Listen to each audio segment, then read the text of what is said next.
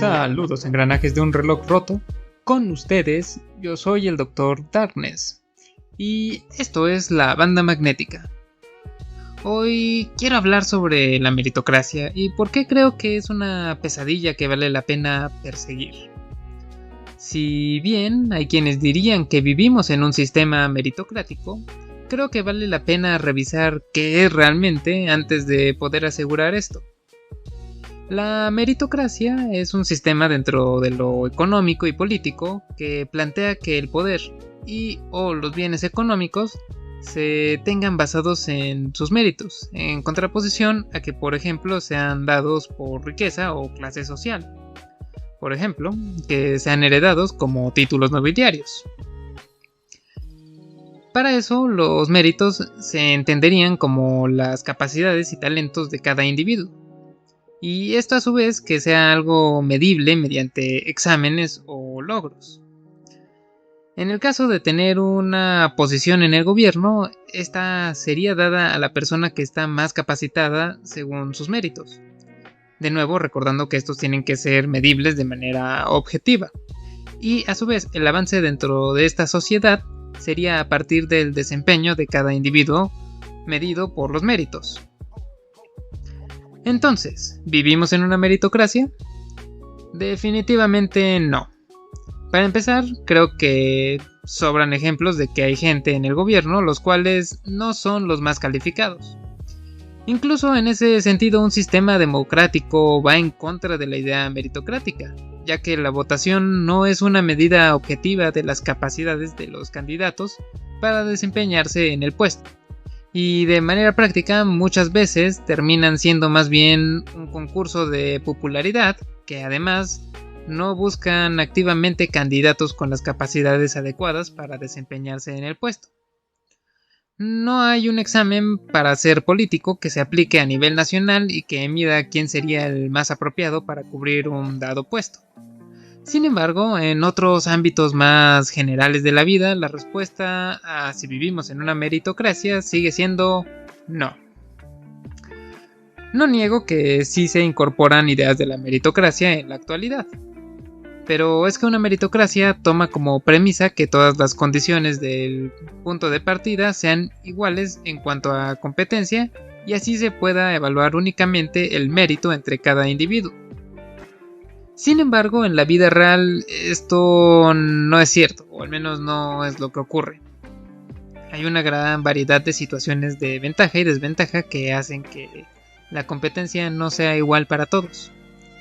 Si lo tomamos a nivel mundial, el nacer en un país u otro predispone a las personas a tener ciertas ventajas y desventajas. Esto puede ser incluso cierto en diferentes regiones de un mismo país. Y lo mismo es cierto al nacer en uno u otro estrato social. De hecho, en este sentido, alguien que tenga más desventajas y logre tener éxito, tendría mayor mérito que alguien con menos desventajas que logre el mismo éxito. Pero en ambos casos la recompensa es la misma. Aunque en un sistema meritocrático, el que puso mayor esfuerzo y tuvo mayor mérito, debería tener una mayor recompensa. En español para los amigos, alguien de clase baja que logre llegar a la clase alta debería recibir aún más dinero que alguien de clase media que también llegue a la misma clase alta si la medida es el mérito. Esto porque el de clase baja requirió más méritos para primero alcanzar al de clase media y luego llegar al de clase alta. Por supuesto, esto no es lo que pasa en la vida real, ni es cómo funciona el mundo en el que vivimos. Y es por lo que digo que no estamos en un sistema verdaderamente meritocrático. En este sentido, incluso mientras no exista equidad para todos, no podríamos llegar a un sistema puramente meritocrático, que incluso yo tendría mis dudas de que pudiéramos llegar a esto algún día. Aún así, creo que vale la pena intentarlo y acercarse lo más posible a este.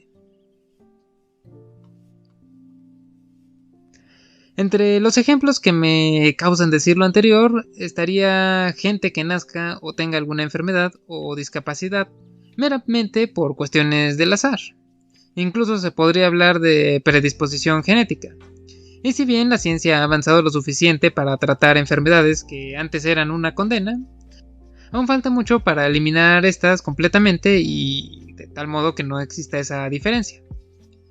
Pero es un reto que vale la pena tomar, incluso si tan solo es para mejorar las condiciones humanas. En cuanto a la genética, por el contrario, creo que es un factor que vale mantener por la importancia que puede tener la variación genética para la población y porque el tratar de controlarla bien puede derivar en situaciones de eugenesia como consecuencias graves. Más de esto en nuestra serie de eugenesia, por cierto.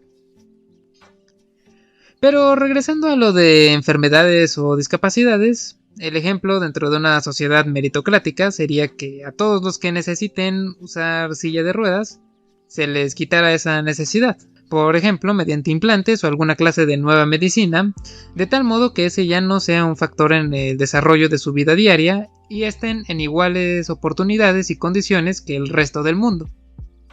Continuando con esta idea de oportunidades iguales, en realidad es un reto no menor.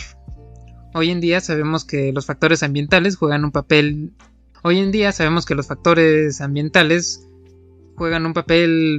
pues bastante similar al de la genética en el desarrollo de un individuo.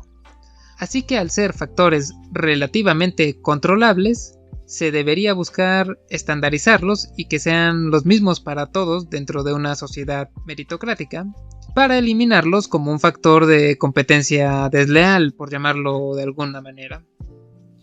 Estos pueden ser, como ya se mencionó, la posición económica de una familia. Obviamente, todos los padres quieren lo mejor para sus hijos y por esto van a invertir lo que puedan en ellos.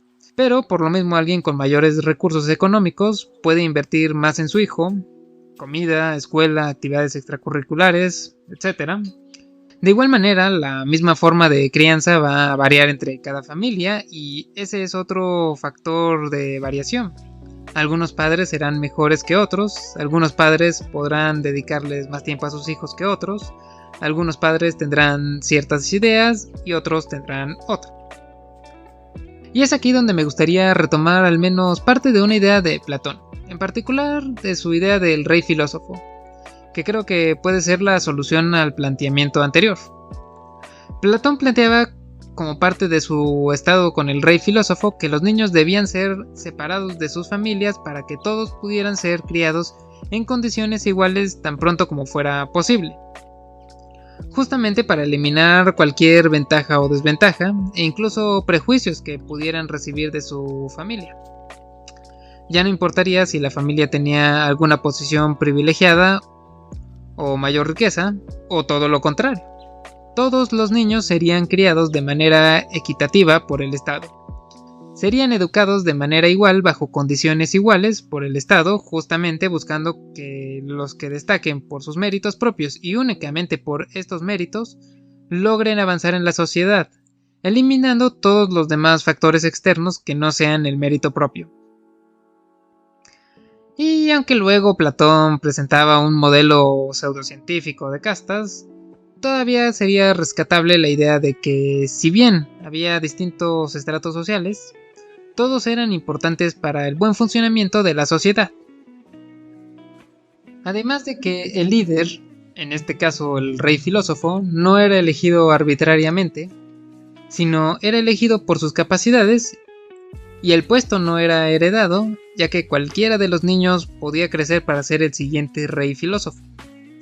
Por supuesto, en la práctica todavía tendrían que hacerse ajustes, en especial en la métrica para poder medir el mérito de cada individuo de manera objetiva. Pero creo que este sería el mayor acercamiento a una verdadera meritocracia.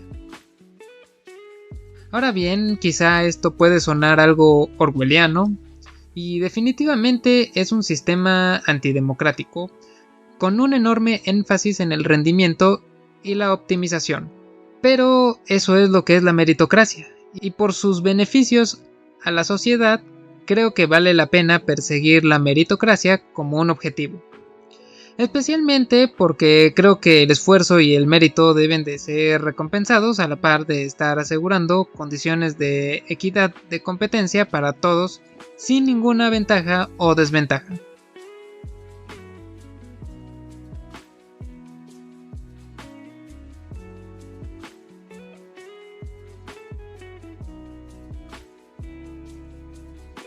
Con ustedes, yo soy el Dr. Darkness y esto fue La Banda Magnética. Recuerden que nos pueden encontrar en Instagram y Facebook como La Banda Magnética y pueden seguir nuestro podcast en YouTube, Spotify, iHeartRadio y Google Podcast o escribirnos a bandamagneticapodcast@gmail.com. Repito, bandamagneticapodcast@gmail.com. Manténganse en sintonía.